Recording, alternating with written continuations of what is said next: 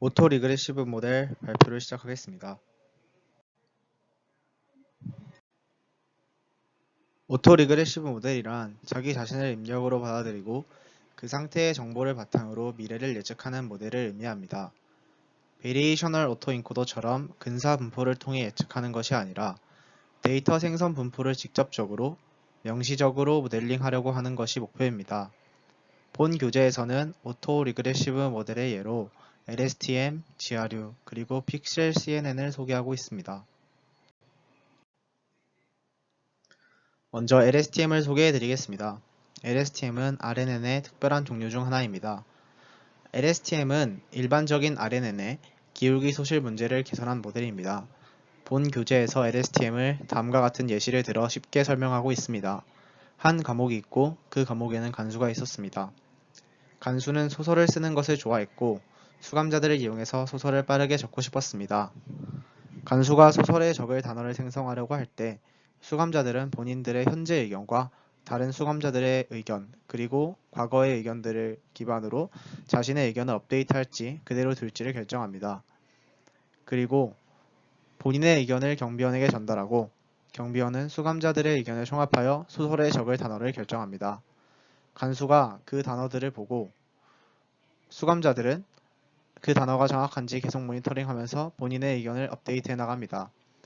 이 과정을 여러 번 반복하면 수감자들의 의견들을 통해 간수는 현실적인 텍스트를 생성하는 것이 쉽고 빨라졌음을 발견합니다. 이처럼 이전의 의견과 현재 의견을 조합으로 그리고 그 다음 날에는 그 조합된 의견과 오늘의 의견을 조합하여 이런 식으로 새로운 의견을 계속 생성해 나가는 것이 LSTM의 기본 작동 원리입니다. 본 교재에서는 LSTM의 구조에 대해 설명하기 전에 텍스트 데이터와 이미지 데이터의 차이를 먼저 비교하고 있습니다. 텍스트 데이터와 이미지 데이터의 첫 번째 차이는 데이터의 이산성입니다. 텍스트 데이터는 이산적으로 구성되어 있지만 이미지 데이터는 연속적인 색상 스펙트럼에 위치합니다. 이로 인해 텍스트 데이터는 역전파를 적용하기 어렵습니다. 두 번째는 차원성입니다. 텍스트 데이터는 시간 차원을 가지지만 공간 차원은 없습니다. 이에 반해 이미지 데이터는 시간 차원은 없고 2차원 공간을 가집니다.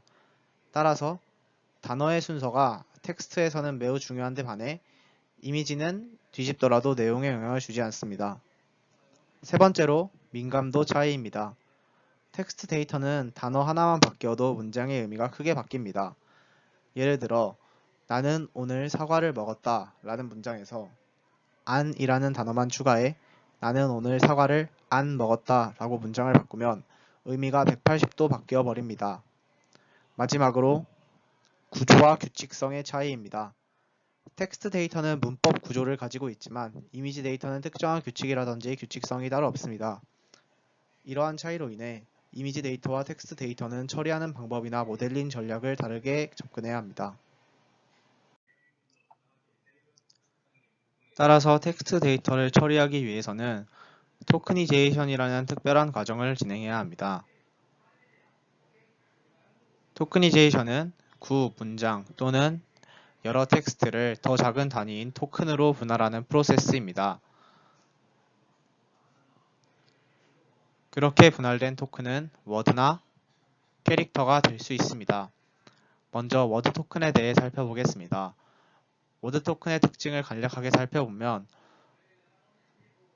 고유 명사를 제외한 단어의 대문자는 소문자로 변환이 되고 그 다음에 희소하게 나타나는 일부 단어들은 신경망이 학습해야 하는 가중치수를 줄이기 위해 언론 토큰으로 대체가 됩니다.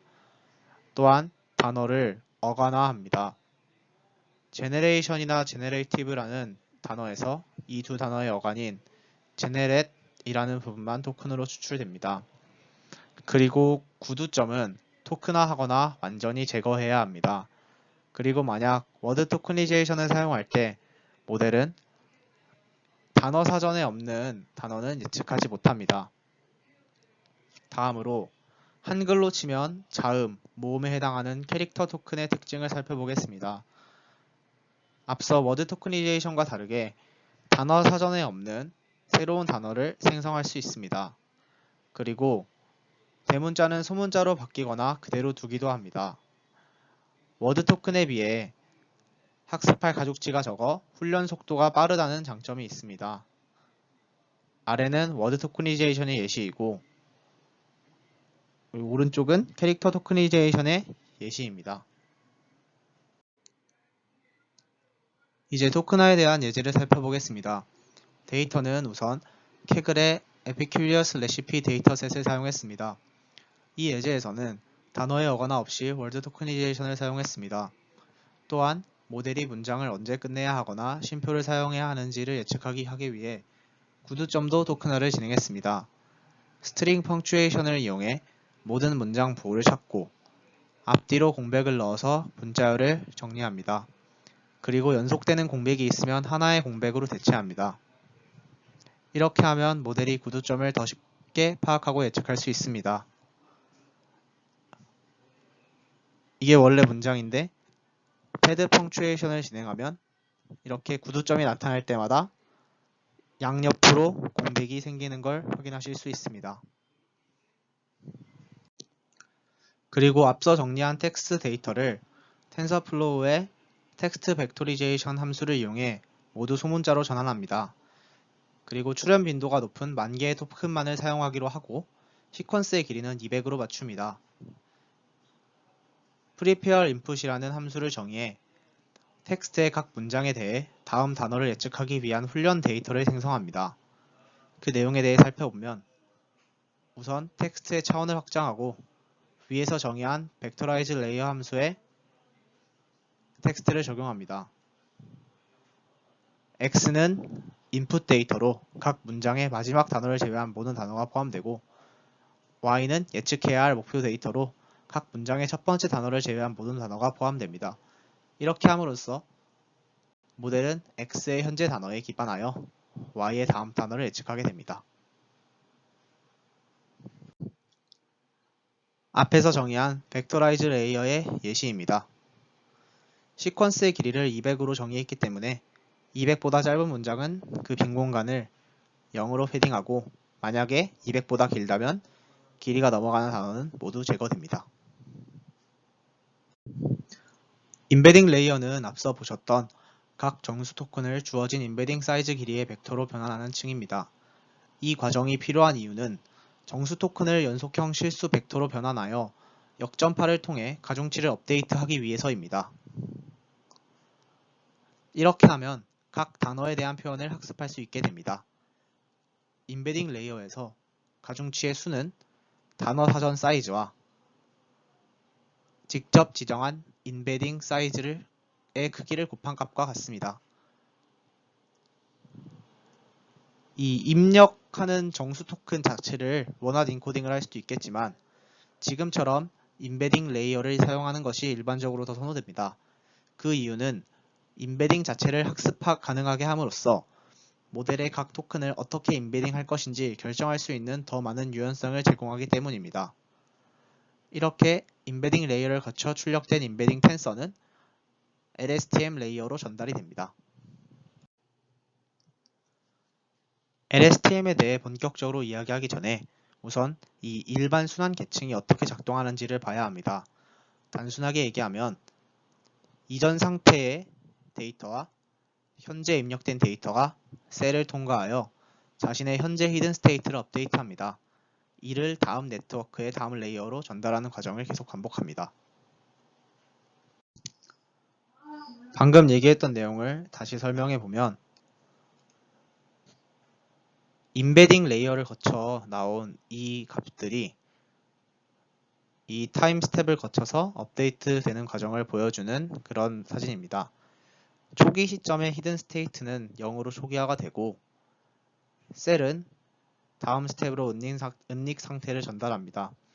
그리고 이때 현재 시점의 인풋 데이터와 과거 시점의 히든 스테이트가 계산이 되어서 다음 히든 스테이트로 값을 전달하고 이 히든 스테이트는 그 다음 인풋 값과 계산을 하여 전달이 되고 이 과정을 계속 반복해서 최종 값을 출력합니다. LSTM은 앞서 설명했던 순환 모델의 특수한 형태 중 하나입니다. 구조를 살펴보면 다음과 같이 구성되어 있습니다. 우선 아래에 이 C라고 표현되어 있는 이 부분은 셀 스테이트로 LSTM의 메모리 역할을 합니다.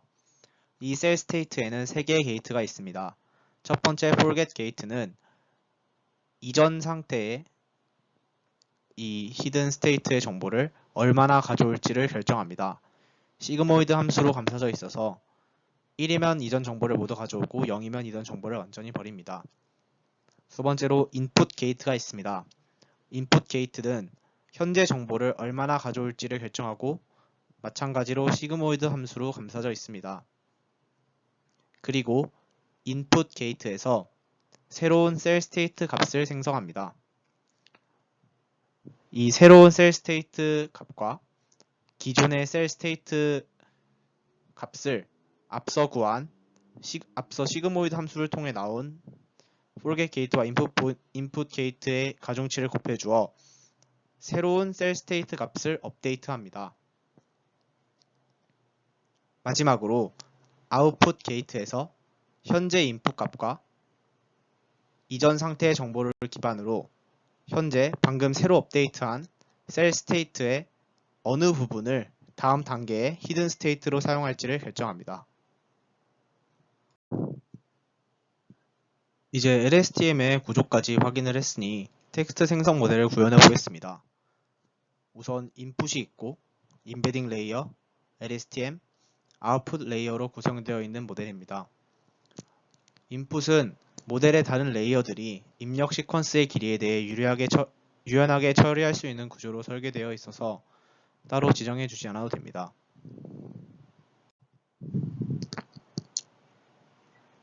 여기서 템퍼레이처는 생성의 다양성을 조절합니다. 0과 가까울수록 확률이 높은 단어가 선택될 가능성이 높아집니다.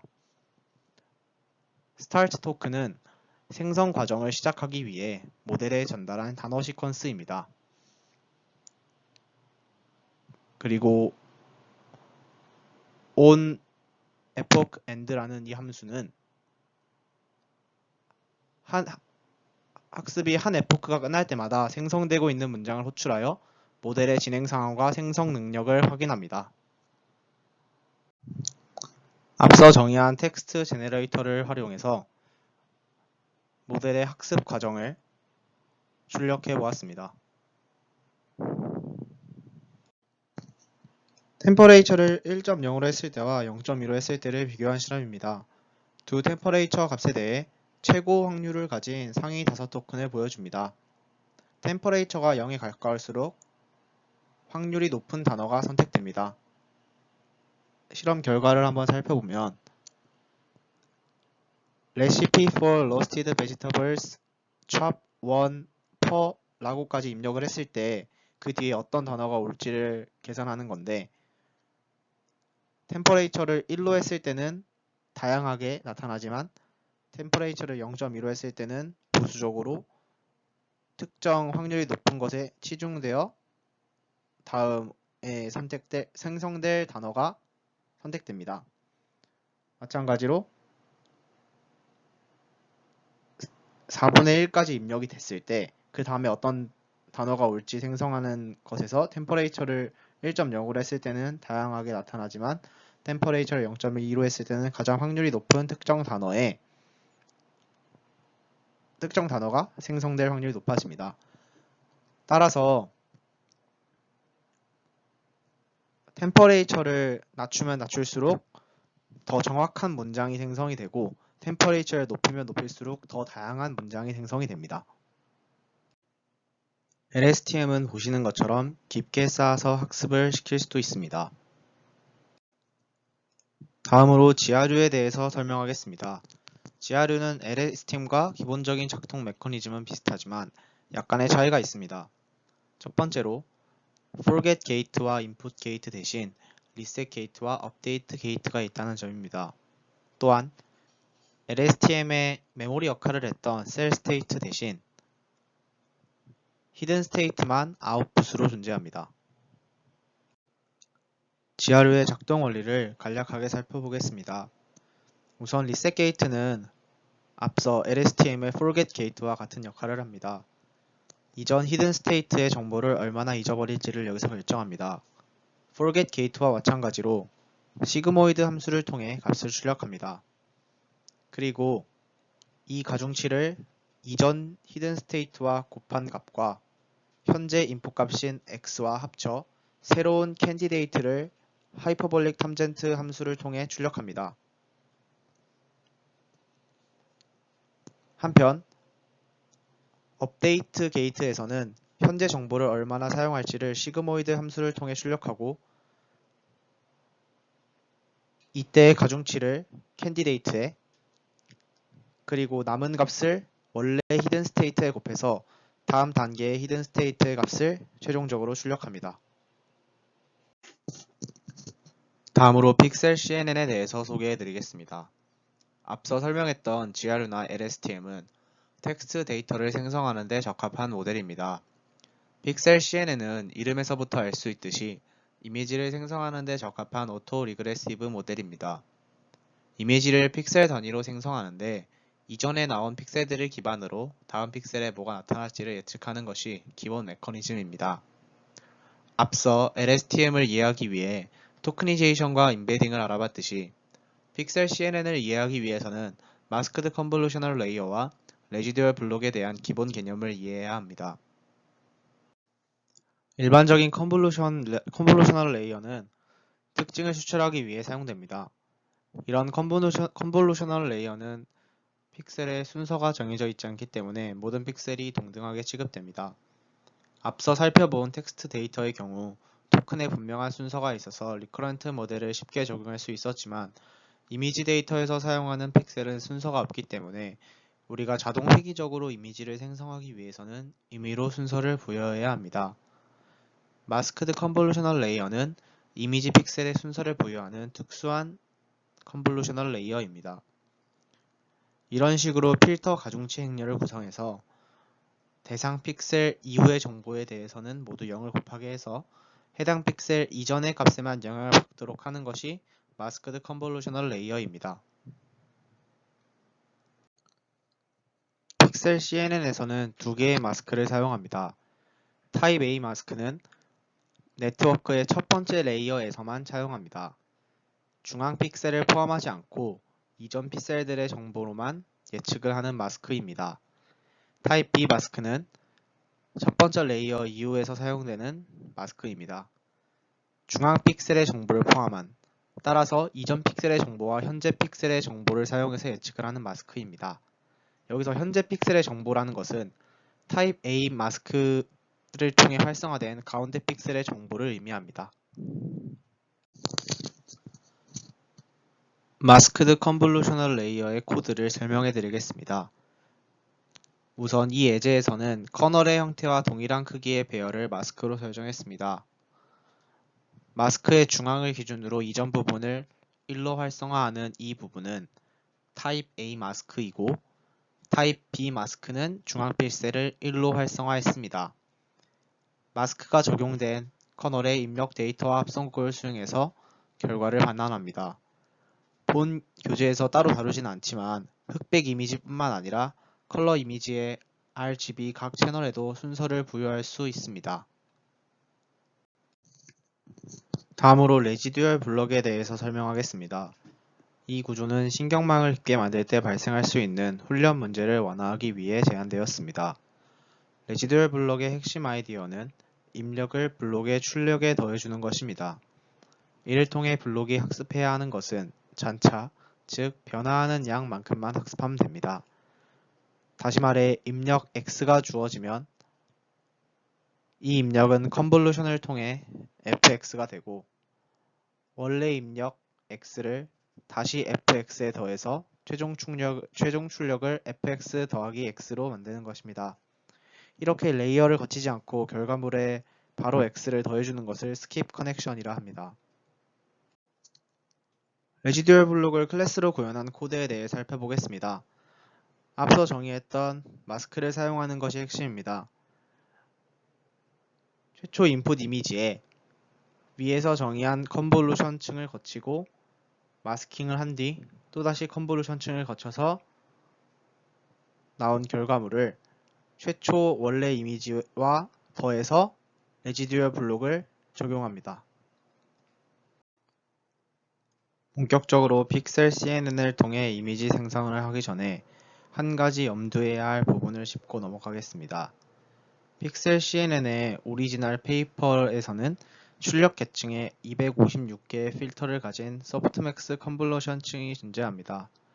이 출력층의 제한사항은 픽셀 값이 200인 것과 201인 것이 매우 가깝다는 것을 모델이 이해하기 어렵다는 점입니다. 모델은 200과 201을 다르게 인식하지만 실제로는 매우 가까운 픽셀 값입니다. 또한 원 모델의 출력 계층이 256개의 값을 가지기 때문에 학습의 복잡성과 시간이 매우 크게 발생합니다. 따라서 학습의 복잡성과 시간을 줄이고 모델을 단순화하기 위해 본 교재에서는 4개의 값만 가지는 필터로 출력층을 단순화했습니다. 따라서 원래 페이퍼에서는 256개의 출력값을 가지지만 본 교재에서는 최종 출력 필터로 4개의 값만 가지는 형태로 단순화했습니다. 본 교재에서는 픽셀 CNN의 학습을 위해 패션 앰니스트 데이터셋을 사용했습니다. 총 6만 장의 흑백 이미지가 10개의 클래스로 구분되어 있습니다. 우리가 이미지를 생성할 때 픽셀 CNN은 주어진 모든 이전 픽셀을 기반으로 다음 픽셀을 예측합니다. 한 번에 하나의 픽셀만 예측하는 매우 느린 과정으로 이미지가 생성됩니다. 예를 들어 32x32 흑백 이미지의 경우 모델을 사용하여 순차적으로 1024번의 예측을 해야 합니다. 따라서 이미지 크기를 32 곱하기 32가 아니라 16x16으로 사용하여 이미지의 생성 속도를 높입니다. 픽셀 CNN의 모델 구조를 살펴보겠습니다. 우선 파라미터는 다음과 같습니다. 먼저 이미지를 16x16 흑백 이미지로 받아들입니다. 첫 번째 마스크를 사용하는 층은 A-타입 마스크를 사용합니다. 그리고 5개의 레지듀얼 블록을 추가합니다. 레지듀얼 블록을 추가하는 이유는 학습의 정확도를 높이기 위해서입니다. 그 다음 1x1짜리 타입 B 마스크를 사용해 두 번째 계층을 추가합니다. 마지막으로 소프트맥스 함수가 적용된 컨볼루션 층을 추가합니다. 이 모든 과정에서 앞서 설명했듯이 채널 수를, 이 필터의 수를 4로 고정하여 4개의 가능한 값이 도출되도록 합니다. 모델 서머리입니다. 타입 A 마스크와 5개의 레지듀얼 블록, 2개의 타입 B 마스크로 구성되어 있고 마지막에 4개의 채널로 이루어진 출력층이 있습니다. 이미지 제너레이터를 정의해서 학습 중에 이미지를 생성하고 저장하는 기능을 수행하는 콜백을 정의합니다. 이 클래스는 각 에포크가 끝날 때마다 자신의 제너레이트 메소드를 호출하여 이미지를 생성하고 생성된 이미지를 디스플레이하거나 저장하는 기능을 담당합니다. 또한 아까 LSTM과 마찬가지로 템퍼레이처를 정의해서 이미지를 생성합니다. 모든 픽셀 값이 0인 빈 이미지에서 시작하여 이미지의 행, 열 및 채널을 순회하면서 다음 픽셀 값의 분포를 예측합니다. 예측된 픽셀 값의 분포로부터 픽셀 값을 샘플링합니다. 이미지 제너레이터를 통해 이미지의 생성 과정을 확인할 수 있습니다. 위 사진은 트레이닝 셋의 이미지 중 일부이고 아래는 생성된 이미지입니다. 생성된 이미지가 어느 정도 트레이닝 셋의 형태와 유사한 형태를 띈다는 것을 볼 수 있습니다. 이전 예에서 픽셀 CNN의 출력을 4개의 채널 수준으로 줄여서 학습 시간을 개선했으나 이는 이상적인 해결책이 아닐 수도 있다고 본 교재에서는 말하고 있습니다. 이에 추가적으로 본 교재에서는 다른 방법을 제시하고 있습니다. 컬러 이미지의 경우 가능한 색상의 수가 많기 때문에 4개의 픽셀로 줄이는 방법은 한계가 있습니다. 이 문제를 해결하기 위해 네트워크의 출력을 256개의 채널 값에 대한 소프트맥스가 아닌 혼합 분포의 사용을 본 교재에서는 제안하고 있습니다. 혼합 분포란 두 개 이상의 다른 확률 분포의 혼합을 의미합니다. 혼합 분포를 사용하면 좋은 이유에 대해 설명하겠습니다. 첫 번째로 예측의 유연성이 증가합니다.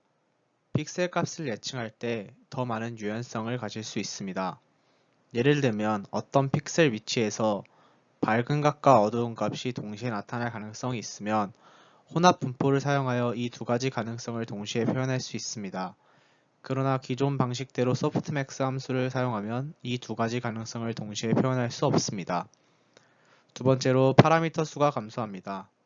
즉, 학습 속도가 향상됩니다. 만약 이미지를 생성할 때 서로 다른 세 개의 정규 분포를 혼합하여 혼합 분포를 사용한다고 가정합니다.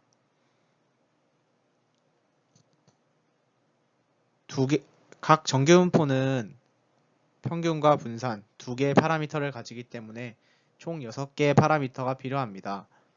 그리고 3개의 정규 분포 중 어떤 정규 분포를 선택할지 두 개의 정규 분포에 대한 선택 확률을 알면 나머지 하나는 자동으로 결정됩니다. 따라서 총 8개의 파라미터가 필요합니다. 이에 반해 픽셀 CNN의 마지막 층에서는 255개의 파라미터가 필요합니다. 따라서 파라미터 수를 압도적으로 줄일 수 있습니다.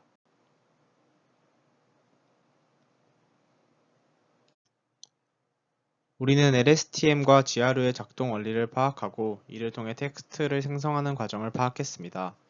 픽셀 CNN을 사용하여 이미지를 생성하는 방법을 파악했고 이때 마스크 컨볼루션 레이어와 레지듀얼 블록을 사용했고 이를 이용해서 이미지 생성을 할 때 자동 회귀 방식을 사용할 수 있었습니다. 또한 픽셀 CNN에서 더 나아가 픽셀 CNN이 가진 단점을 보완할 수 있는 방법인 혼합 분포의 사용에 대한 가능성도 알아보았습니다.